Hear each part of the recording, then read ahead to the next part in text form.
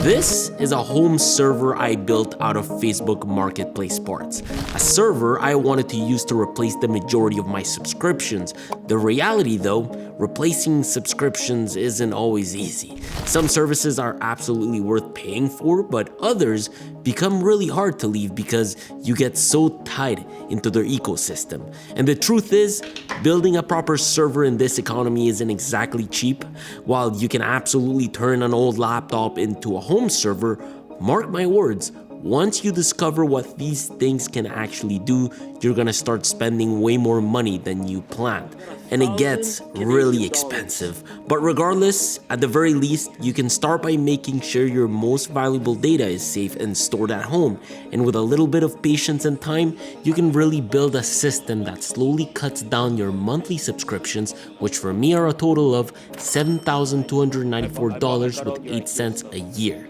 This is why 6 months ago, I started trying to build this server. I've been shopping for parts like non-stop because I really want to build a server, but I just don't want to spend the money on brand new parts. Not gonna lie guys, I've been on Facebook Marketplace for the past like 24 hours just looking at everything there is. And I think I've found a Ryzen 7 3700X, which might be just perfect for what I want to build. And the guy just answered me and it seems like he wants $200 for the fan and the CPU. Listen, I've got 1,000 Canadian dollars. Not for long, I make bad financial decisions. I don't know how much this is gonna last me, because I think my main issue is gonna be RAM. RAM is gonna be really expensive, especially since I want 64 gigabytes of DDR4 RAM, so we'll see what we can do. If you are interested in building a home server, most of the components are actually very similar to what you'd use in a regular PC build. On my end, I was able to get a fan and a CPU for 200 Canadian dollars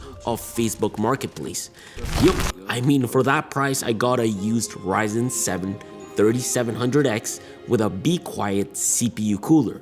Facebook Marketplace, guys, is actually the place to find great deals.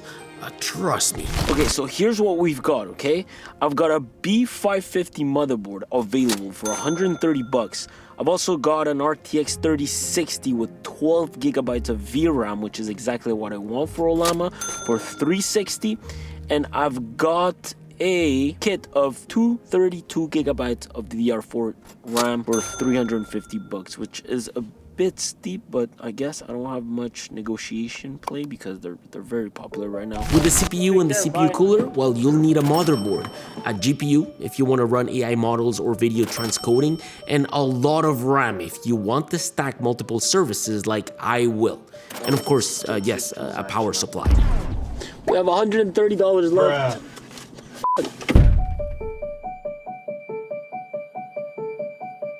For a total of $870, your boy had gotten a CPU with a cooler, a power supply, a GPU, and a motherboard. With $130 left, I needed to still get some RAM, an SSD to install Ubuntu, and a case, which I actually got a Rosewill 4U server case for 215 Canadian dollars. These actually go for 380, so in my books, that's a massive win.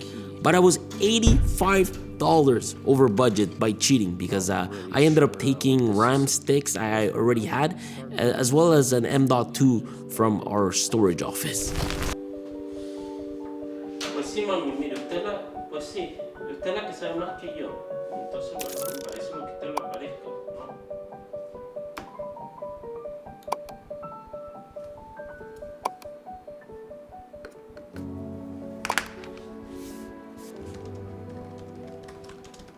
A little bit of a bad news for me. This is really annoying. I'm actually really frustrated with this. Turns out that in between all the moving that's been happening in the office, somehow these pins got bent. That's my fault. I should have been more careful. So now I find myself with some bent pins. Now I straightened most of them, but the problem is that I broke one little pin. It could be a ground pin, and I'm crossing fingers that that's actually the case. Seems like I can't find a diagram for it, so I'm crossing fingers. Let's try to install this and see how it goes. When you're building a PC, there are things to watch out for, okay? Of course, you want to make sure that the CPU matches the motherboard socket. You also want to make sure that the motherboard supports your CPU generation and that the CPU cooler fits the case height. In my case, it actually did not. So I had to revert to a $50 thermal take slim profile cooler. RAM, guys, is definitely a very important one. You'll have to pick between DDR4 and DDR5. But a lot of the times, well, it depends on the motherboard you currently got, which in our case was DDR4. Plus, DDR4 for right now is reliable with AMD CPUs. It's technically cheaper and it's more mature. And because I'm looking at using Home Assistant to replace Google Home, Nextcloud to replace most of my Google Drive workflow, Image to replace Google Photos, and many other services that will run within Docker containers all at the same time, I needed quite the RAM, and I needed reliable RAM. Cool, RAM, motherboard, CPU, M.2, the fan, it's all in. It's time for the GPU pretty much. First time I unboxed it, believe it or not. I did check when the guy gave it to us. I made sure it was indeed this GPU in the box. There you go. 12 gigabytes of VRAM, great for AI stuff. So that's good. Let's just see which cover we gotta take off.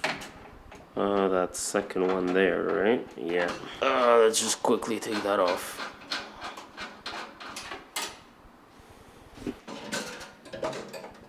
There you go. Huh? And now we pray that the pin that I actually broke was only ground, just a ground pin. Hopefully this thing boots up, because if it doesn't, we are kind of At last, the power supply. I love modular power supplies that are gold certified at minimum, especially for a server that's running 24/7 because they're usually more power efficient and produce less heat.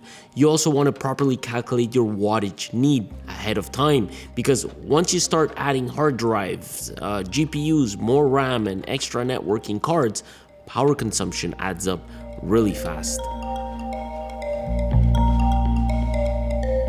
Okay, the moment of truth, all right? I haven't had a computer start right away in a while. Every time I build one, there's something wrong. So let's hope that this one works. Some servers have keys like this to protect the server itself, so the power button is right here. So let's go ahead and turn this on right here. Bam, okay. And now let's pray that this at least boots up. Oh, okay, that's good. That's good news. I can clearly see all the fans are turning, like all of them. So that's great. Oh, no way. Okay. Oh, all right. Okay, I'm very happy. It reached the CPU. That means we didn't break the CPU. It was just a ground pin. We are doing incredible, actually. We're doing incredible. The only thing is that I've got a bit of an issue.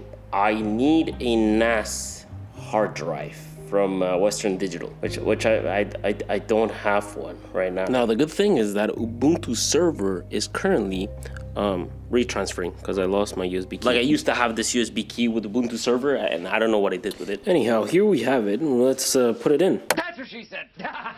Ubuntu server is basically the operating system that runs a lot of servers out there. Think of it like Windows for a normal computer, except it's designed for stability, remote access, and running services 24/7. And it's an OS that manages your hardware, storage, networking, applications, and everything else running on the machine. And while it's not perfect, and sometimes you gotta figure out how to troubleshoot it, the reality is that across the years, there has been such a massive community out there who are willing to help. And it's generally a reliable system to use. For example, in my case, because my motherboard does not support Wi-Fi, I needed to connect this directly via Ethernet. The issue is that Ubuntu server did not automatically kickstart my Ethernet adapter, which meant that for a little bit of time, I had to troubleshoot that. I like using tools like ChatGPT, Codex, and Claude to help me work faster, so these are tools you can definitely use to point you to the right direction. The only thing you should always beware about is security. Don't let these tools copy and paste commands for you. Try to understand how to use the terminal to interact with Ubuntu and how to install all the services you might want and need so you can be sure that what you are doing is the right thing. Now, the really cool part is that I'm using a couple of AI programs and stuff to just help me build this thing quicker because I know what to do. I did it with the ThinkPad video. I just want like a boilerplate that I can sort of deposit on GitHub and take it from there every time I build a server from scratch. I don't even know if that made sense. The deposit. No, but basically my GitHub account has an Anki Home Lab boilerplate, and then I'm using Manus AI and my terminal to SSH into the server. And basically Manus AI, well, it's created a whole boiler template for me because I gave it instructions, just like a DevOps would give it instructions on how to create a server tailored to the way I want it. Basically, I took a basic Ubuntu server, turned it into a home lab repo on GitHub, and then gave it to AI. Now, as I install all the apps that will replace or take over some of my subscriptions, I will say things get messy fast at this point. Different dashboards, different ports, different services. Eventually, the server that's supposed to simplify your life becomes another thing you need to manage, which is what you don't want. So I wanted to build something I could actually use, like anyone can build something like this. Check this out, okay? A single dashboard for my home server. Yeah, something that lets me monitor the server, quickly access my apps, see telemetry, manage containers, and even eventually interact with the server through a terminal. And this is where Lovable gets really interesting. Instead of starting from a blank code editor, I literally described the dashboard I wanted in plain English, and within minutes, it generated a working web app I could actually test immediately. It's not just a design, it's an actual interface with sections for telemetry, Docker containers, server health, quick service access, alerts, and more. And that's the part that impressed me because I'm not trying to become a full-time developer here. I just want to build tools around problems I actually have. So now instead of remembering every IP address, every service, and every little command, I can slowly turn this into a real command center for my home lab. And honestly, that's where tools like this start making sense to me. Not replacing the work, but helping you go from an idea to something real insanely fast. So yeah, instead of manually building everything like I did with my ThinkPad, I can literally tell these AI tools what I want and it builds it into a system for me. But I will say, when it comes to managing the server itself, it's crucial to understand at least a little bit about what's happening under the hood. Most modern home servers rely heavily on Docker containers, and the reason this is so important is because instead of installing everything directly onto your server and creating one giant mess, Docker keeps applications isolated from each other. So if one app breaks, crashes, or gets updated incorrectly, it's much less likely to take your entire server down with it. But once Docker is set up, this is where things start to get really interesting. CasaOS gave me a super simple dashboard to manage my server. OpenWeb UI combined with Ollama allowed me to run AI models locally instead of relying entirely on cloud AI subscriptions.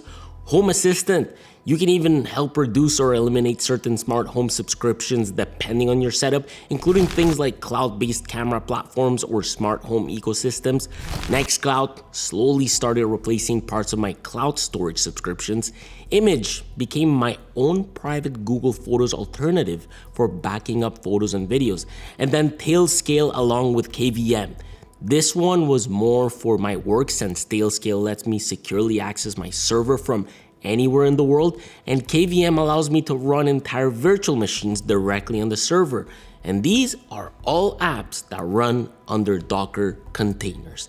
If you learn about Docker containers, basic terminal commands, and understand how to install these apps, you can very much start slowly using AI to guide you towards the right path when it comes to managing this thing. I've been absolutely loving playing with this server for the past few weeks, just trying different things, trying different AI platforms just to play with it, just because I enjoy tech. That's what I love. But now there's one missing part to this thing, so I can actually finish it and actually use it. I need a hard drive. Canada's Computer is where I was able to find a Seagate Ironwolf in stock. Finding anything memory related or storage related these days feels like impossible, at least at a reasonable price, which for me, it wasn't. In fact, at this point in time, after buying one single hard drive of 16 terabytes, I remember I had paid $520 before taxes, and currently, these are going for $804 before taxes. 2 months later. And because I didn't want to spend another $1,000 on hard drives and completely destroy my budget, for now, this wasn't going to be a RAID server. RAID configurations basically allow multiple hard drives to work together for better redundancy, performance, or storage expansion, but depending on the setup, you'll usually need at least 2 drives. So yeah, in my case, this was not going to be a server with driver redundancy. Now that we've sort of already finished with renovations, this server right here was finally going to start replacing some of our subscriptions. To be super transparent with you guys, at this point in time, I did generate a full DevOps prompt that would allow me to reset up everything again. At this point, after playing with so many different versions of my GitHub project, I came up with a basic server template that would fulfill my needs.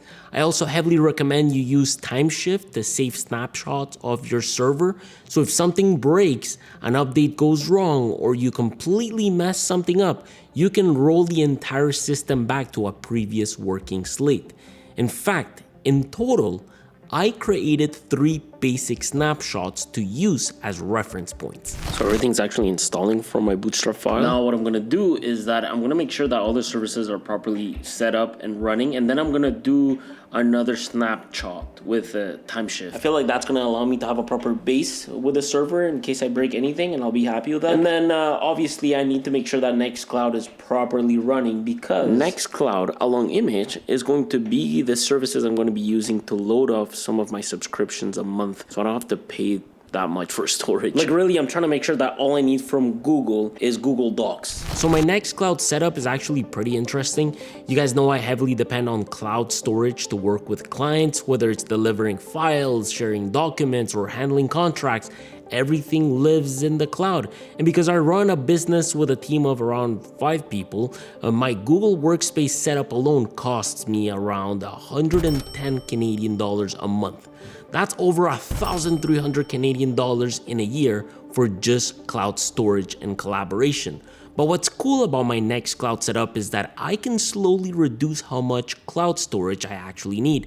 There's a tool called rclone that allows me to sync my Google Drive directly with Nextcloud so both systems can work together, which means my files are also backed up locally onto my own server, so my data is still mine.